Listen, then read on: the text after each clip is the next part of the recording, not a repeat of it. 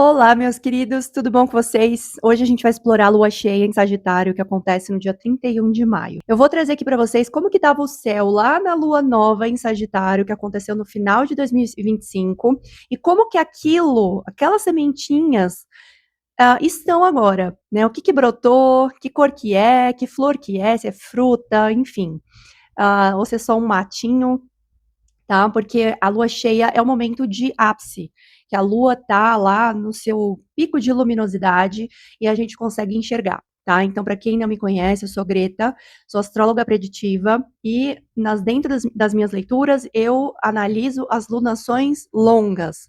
Porque eu acredito que as lunações longas dão para a gente um tempo muito mais robusto para a gente ver o desenvolvimento de alguma situação, de algum projeto, de alguma área específica da vida, tá bom? Bom, fora isso, o meu foco é na leitura preditiva, em que eu avalio ciclos, padrões repetitivos, ciclos planetários e também utilizo diversas técnicas preditivas dentro da base da astrologia que é tradicional, para eu mensurar o que está mais evidente naquele momento, naquele ciclo, na vida dos meus clientes, tá? Por quê? Porque toda hora está acontecendo um monte de trânsito no céu. E se tudo impactasse diretamente a vida de todo mundo, de cada um, né, dos seres humanos, a gente ia ficar maluco.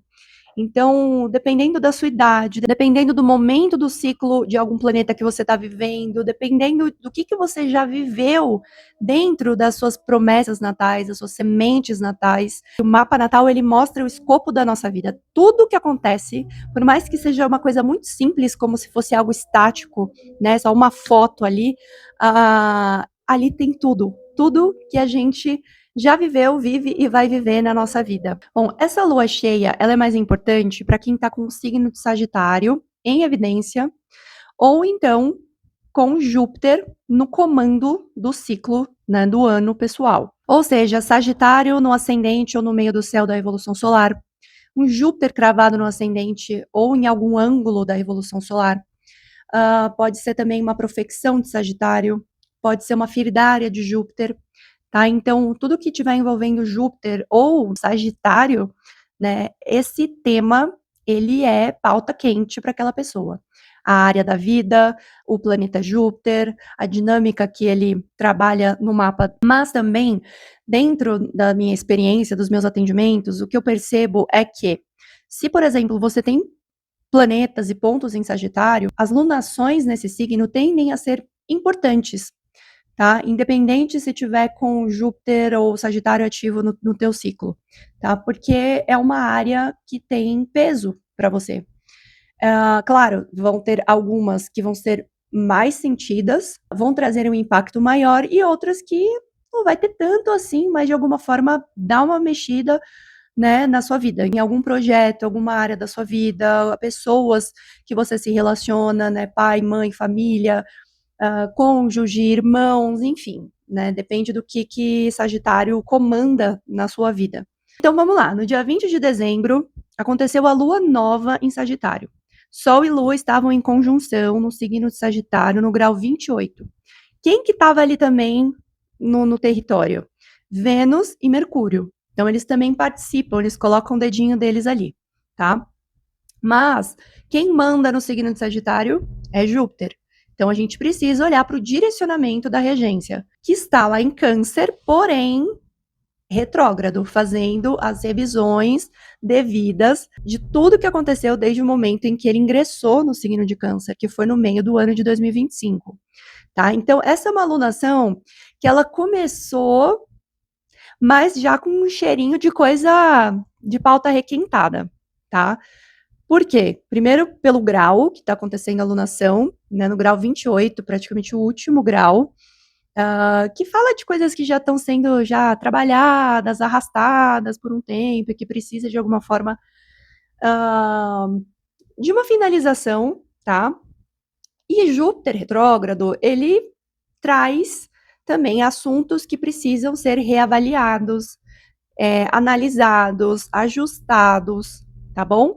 Então, olha para a tua área de Sagitário, o que ela representa, né? Qual é a casa que ela que ocupa no seu mapa, e também para a área de Câncer, tá bom? O próximo passo é a gente entender o que que Júpiter representa para você, tá? Onde que ele tá, qual signo, qual casa, quais aspectos ele faz com outros planetas, tá? Para entender a dinâmica. Para quem é mais avançado, é interessante também entender a área de peixes, já que Júpiter rege também o signo de peixes. E como tem o dedinho de Vênus e Mercúrio, e eles comandam também duas áreas cada um, né? Se quiser fazer assim uma análise bem detalhada, olhar para a área de Libra, de Touro, de Virgem, de Gêmeos, porque de alguma forma tá tudo meio conectadinho, sabe? Outra coisa também que dá um direcionamento é que como Sol e Lua se conjuntaram no finalzinho do signo, logo depois que acontece ali a Lua nova, a Lua principalmente já entra no signo de Capricórnio, né? E Marte está ali, ele está exaltado. Então ela está aplicando para Marte.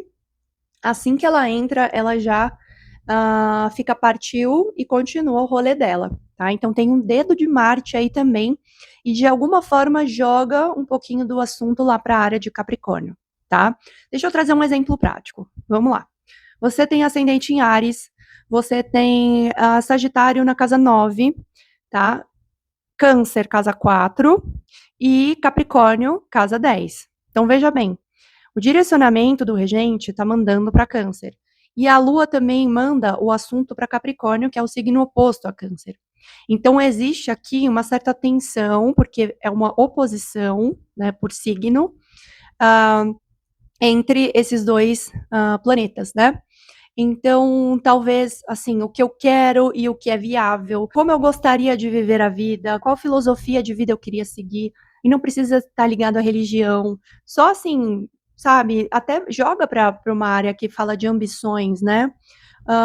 Eu quero agregar mais conhecimento para eu poder ter uma expansão na minha carreira, né, ter visibilidade pública, reconhecimento público, mas tem coisa aqui na base que talvez esteja me impedindo. E aí o Júpiter retrógrado, inclusive, ajuda nessas reflexões, né? Pode não ser tão gostosinho, porque, inclusive, é difícil de achar esse ponto, porque oposição tem uma natureza saturnina, que é aquela coisa que fica aqui, ó, no nosso peito, aquele aperto, aquela coisa que a gente vive repetindo, que a gente sabe que não dá num lugar muito bom, mas a gente não sabe o que é, sabe assim, eu sei que eu preciso mudar, eu sei que eu preciso fazer, mas eu não sei o que que é, sabe? Aquela coisa que fica meio velada.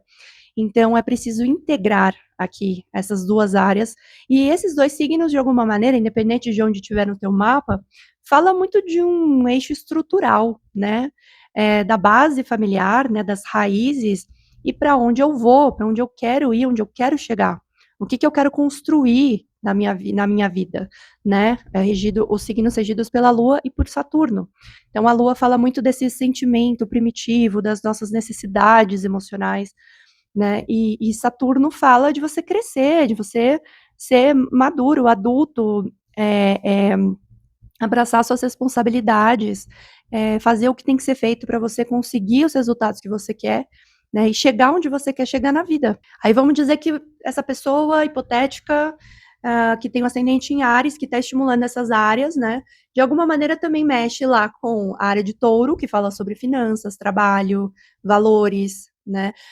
Também com a área de Libra, que puxa para os relacionamentos, os acordos, as parcerias, tá? Para a área 3, que é a área de Gêmeos, que fala de negociação, comunicação, estudos, viagens, deslocamento.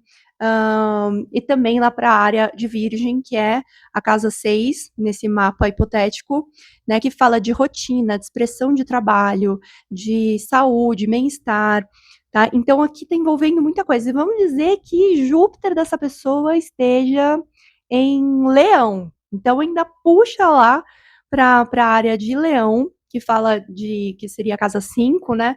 Que fala de criatividade, de dons, de talentos, de prazer pessoal, de projetos criativos, autorais.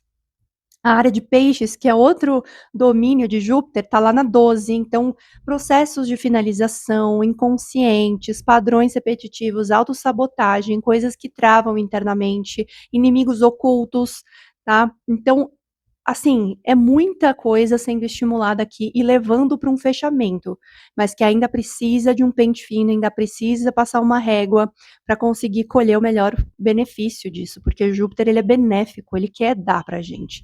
Só que ele pode tendenciar para um otimismo exacerbado, ou então para exageros, né?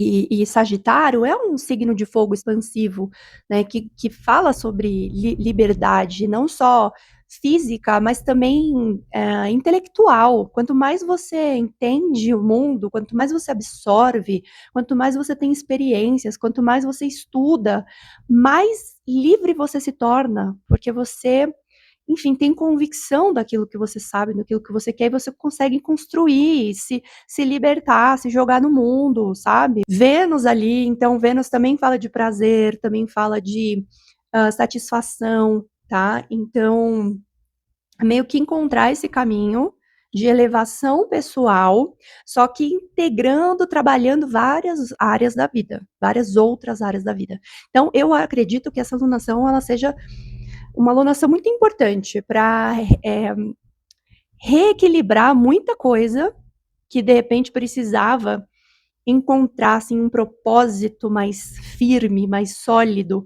para conseguir concretizar, para conseguir deixar o que não é seu, para seguir o teu caminho, sabe? Não deixar que essa infantilidade emocional trave os seus caminhos de vida. Bom, agora vamos para a lua cheia, Sol e Lua em oposição, no grau 9 de Sagitário, Lua, e no grau 9 de Gêmeos, Sol. Em maio, tivemos a Lua nova em Touro, tá?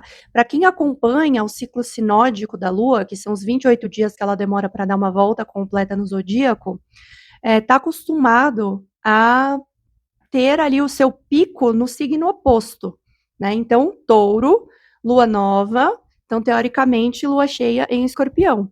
Só que não é o caso, tá? A gente vai ter agora essa Lua cheia em Sagitário. Ela vai acontecer nos primeiros graus, ali no primeiro decanato do signo. Vamos lá. Sagitário, Gêmeos também tá envolvido aqui, né? Sempre esse eixo. Aqui é o eixo da comunicação, das publicações, do conhecimento, do deslocamento, das viagens, tá? Da espiritualidade. E Júpiter tá em Câncer ainda, tá? Só que agora ele tá direto. Então é como se dentro desse cenário que está iluminado, que a gente consegue enxergar, né? Antes nem tanto, estava meio tateando no escuro, as coisas estão mais claras na área de Câncer e que está sempre conectada com a Lua, com a sua Lua natal, tá? Então a Lua natal também é importante de ver porque ela vai modular também o que precisou ser revisado desde então, e aí a gente teve 6 meses para entender esses assuntos e começar a encaixar as pecinhas para que agora a gente consiga olhar de cima e falar: tá bom, então aquele borogodó lá resultou nisso daqui. E agora o que, que eu preciso fazer? Tá? O que, que a gente tem em Gêmeos? A gente tem o Sol, Urano, Mercúrio, tá? Então também é um planeta, é um signo que está sendo bastante estimulado, e a gente está também com Saturno em Áries, né? Fazendo aqui um trígono com o ponto dessa lua cheia. Saturno no grau 12 e a lua aplicando um trígono para esse Saturno. Então, logo depois que a lua chega no seu ápice, no seu pico, a lua já encosta em Saturno por um aspecto fluido. Então, eles se conversam de boa. Claro, Saturno não está numa posição confortável, né? E Marte está em Touro, ok, né? Só que quem que tá lá em Câncer também? A Vênus, fazendo uma quadratura, que inclusive 2 dias antes da lua cheia, né, aconteceu, se consolidou a quadratura de Vênus e Saturno, então eles já se cheiraram ali, já deram uma tretadinha, e a lua logo depois tocou Saturno, então trazendo uma abertura de movimento, de expansividade, né? A Vênus em Câncer fala muito da gente fazer o que é confortável emocionalmente para a gente, né? Ou então, o que impede o movimento de prosperidade, de realização, fazer o que gosta, fazer o que se deseja, né?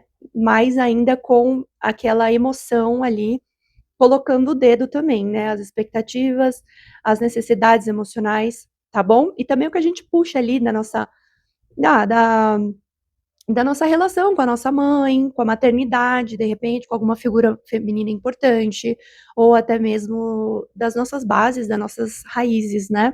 Então, visto que Júpiter está exaltado, já direto, Vênus está ali também, num ambiente gostosinho para ela, a Lua está um signo expansivo que gosta de encontrar verdade, propósito, fé, né, que gosta de encontrar um sentido de viver.